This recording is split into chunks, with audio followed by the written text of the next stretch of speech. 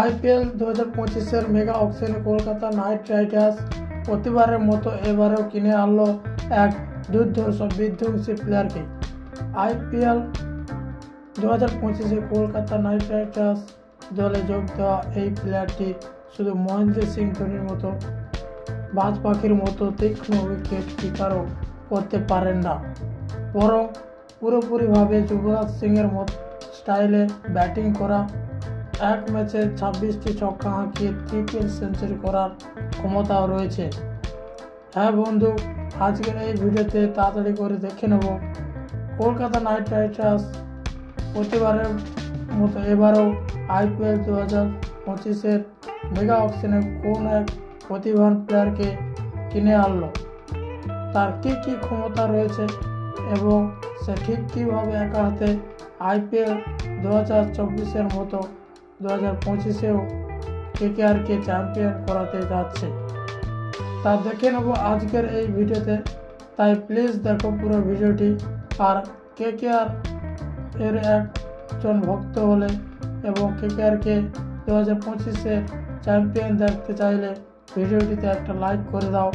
আর এইভাবে IPL 2025-এ KKR সংক্রান্ত video পেতে চাইলে এখন ক্রিকেট বাংলা আরবি চ্যানেলটিকে সাবস্ক্রাইব করে রাখবেন। আগে 6 জনকে রিটেন করেছিল, আর এবারের প্রায় 45 কোটি টাকা খরচ করে আইপিএল মেগা অ্যাকশন থেকে নতুন করে 15 জন প্লেয়ারকে কিনে নিল। আর ঠিক এবারের আইপিএল 2025 মেগা নিলামের অন্যতম চমকপ্রদ সিদ্ধান্ত, কলকাতা নাইট রাইডার্স কিনে নিল এমন একজন খেলোয়াড়কে যাকে বলা হচ্ছে দ্বিতীয় রোহিত শর্মা। এই তরুণ প্রতিভা হলেন লাভনেত সিসোদিয়া। কে এই খেলোয়াড়, যিনি হলেন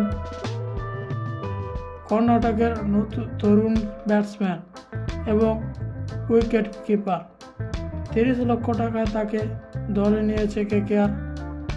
তার ব্যাটিং স্টাইল চাপের মধ্যে খেলতে পারা এবং বড় শট খেলার ক্ষমতা রাখে এবং রোহিত শর্মার সাথে তাকে তুলনা করা হচ্ছে, কারণ ক্রিকেট বিশ্লেষকরা মনে করছেন লাভনেত ঘরোয়া ক্রিকেটে অসাধারণ। তার রঞ্জি ট্রফি রেকর্ড গড় 45-এর উপরে এবং টি20তে স্ট্রাইক রেট 140-এরও বেশি। আইপিএল একটি বড় মঞ্চ, আর এই তরুণ সঠিক জায়গায় নিজেকে প্রমাণ করার সুযোগ পাচ্ছেন। তাই আপনাদের কি মতামত আমাকে জানাবেন।